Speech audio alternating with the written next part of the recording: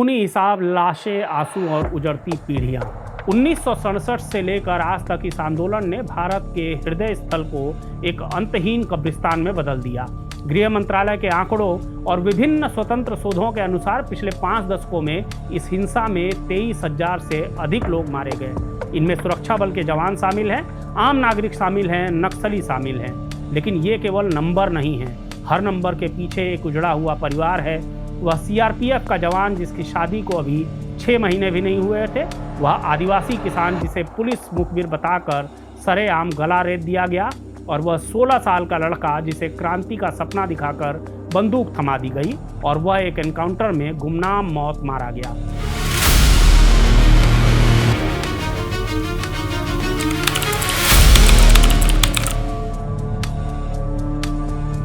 इस आंदोलन की सबसे काली सच्चाई है बाल नक्सली। नक्सलियों ने पीपुल्स लिबरेशन गुरिल्ला आर्मी के लिए गांवों से बच्चों को उठाना शुरू किया। उन्हें बाल संगम कहा जाता था। 14-15 साल की उम्र में जब इन बच्चों को स्कूल में होना चाहिए था, उन्हें संतरी की ड्यूटी देना और विस्फोटक ढोना सिखाया गया। हजारों आदिवासी बच्चे कबाली यानी सूचना तंत्र का काम करते रहे।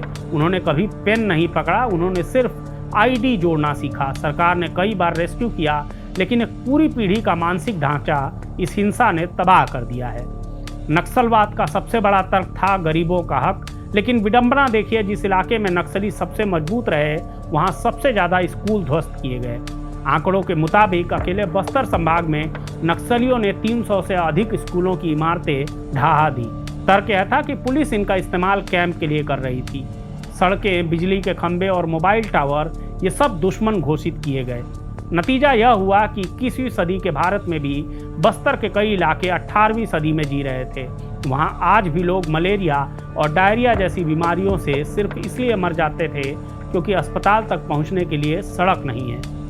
70 के दशक में कलकत्ता के जो होनहार छात्र अपनी डिग्रियां जलाकर जंगलों की ओर भागे थे, 90 के दशक तक आते आते उनका मोह भंग होने लगा। आंदोलन रोमांटिक क्रांति से निकलकर जबरन वसूली का धंधा बन गया। अब नक्सली किसी विचारधारा के लिए नहीं बल्कि तेंदुपत्ता ठेकेदारों, सड़क बनाने वाले इंजीनियरों और माइनिंग कंपनियों से मिलने वाली लेवी के लिए लड़ रहे थे। आदिवासी इस जंग का सबसे बड़ा मोहरा रहा। एक तरफ सुरक्षा बल थे जो उसे शक की निगाह से देखते थे, और दूसरी तरफ नक्सली थे जो उसे मानव ढाल की तरह इस्तेमाल करते थे।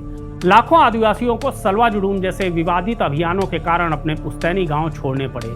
वे आज भी आंध्र प्रदेश और तेलंगाना के राहत शिविरों में शरणार्थियों की तरह रह रहे हैं। अपनी जमीन, अपने जंगल और अपनी संस्कृति से कटे इन लोगों के लिए लाल सलाम और जय हिंद दोनों ही बेमानी हो चुके हैं। नक्सलवाद का हस्र एक कड़वी सच्चाई की ओर ले जाता है। बंदूक से समाज को बदला तो जा सकता है, लेकिन सुधारा नहीं जा सकता।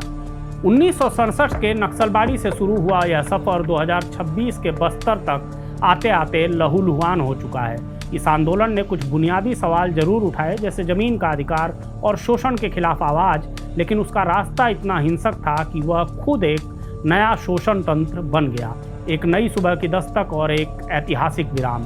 जब हम आज की तारीख और गृह मंत्रालय द्वारा तय की गई 31 मार्च 2026 की समय सीमा को देखते हैं तो एक सवाल मन में कौंधता है, क्या बंदूकें हमेशा के लिए खामोश हो जाएंगी? गृह मंत्री अमित शाह की यह घोषणा महज एक राजनीतिक बयान नहीं बल्कि जमीनी हकीकत में आए बदलाव का प्रतिबिंब है। अब लड़ाई उस दायरे में सिमट गई है जिसे कभी नक्सलियों का गढ़ माना जाता था। सुरक्षा बलों के पिंचर मूवमेंट ने माओवादियों को चारों तरफ से घेर लिया है। अब मुट्ठी भर बचे माओवादी हमला करने की स्थिति में नहीं बल्कि केवल अपनी जान बचाने के लिए भाग रहे हैं। 1967 में नक्सलबाड़ी के छोटे से गांव से शुरू हुई वह लाल लहर कभी भारत के 10 राज्यों के 200 से अधिक जिलों को अपनी चपेट में ले चुकी थी। आज स्थिति यह है कि नक्सलवाद का भौगोलिक प्रभाव केवल 2-3 राज्यों के दर्जन भर जिलों तक सीमित रह गया है। आंध्र प्रदेश जो कभी इस आंदोलन का दिमाग यानी इंटेलेक्चुअल हब था, आज पूरी तरह नक्सल मुक्त है। झारखंड का बूढ़ा पहाड़ अब पर्यटकों के लिए खुल रहा है। उड़ीसा के स्वाभिमान अंचल में अब मोबाइल नेटवर्क गूंज रहा है। यह बदलाव साबित करता है कि जनता अब हिंसा के लाल रंग के बजाय विकास के तिरंगे के नीचे सुरक्षित महसूस कर रही है। लेकिन एक बात बहुत साफ है, नक्सलवाद के खत्म होने का सबसे बड़ा श्रेय केवल हथियारों को नहीं जाता। असली जीत तब हुई जब बस्तर के सुदूर गांवों में आधार कार्ड पहुंचा, जब राशन की दुकान पर अंगूठे का निशान लगने लगा और जब बस्तर फाइटर्स जैसी फोर्स में खुद आदिवासी युवाओं ने भर्ती होकर अपने ही इलाके की सुरक्षा की कमान संभाली। आज का आदिवासी युवा माओ की लाल किताब नहीं पढ़ना चाहता, वह यूट्यूब पर खेती के नए तरीके देखना चाहता है। वह अपने बच्चों को डॉक्टर और इंजीनियर बनाना चाहता है। जब विकास की भूख विचारधारा की भूख से बड़ी हो गई तो नक्सलवाद का आधार अपने आप खिसकने लगा। भले ही 2026 तक सशस्त्र नक्सलवाद को कुचल दिया जाए, लेकिन विचारधारा और असंतोष की जड़ें गहरी हो सकती हैं। जल, जंगल, जमीन आज भी कॉरपोरेट घरानों और आदिवासियों के बीच संसाधनों को लेकर विवाद बना हुआ है।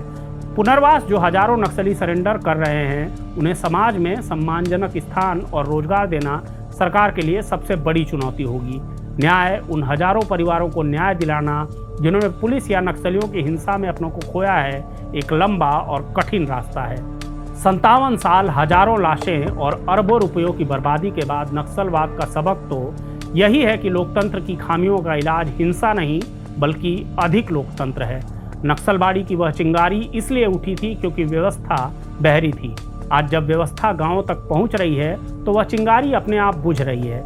इतिहास गवाह है कि कोई भी विचार जो खून की मांग करता है वह अंततः खुद ही उस खून में डूब जाता है।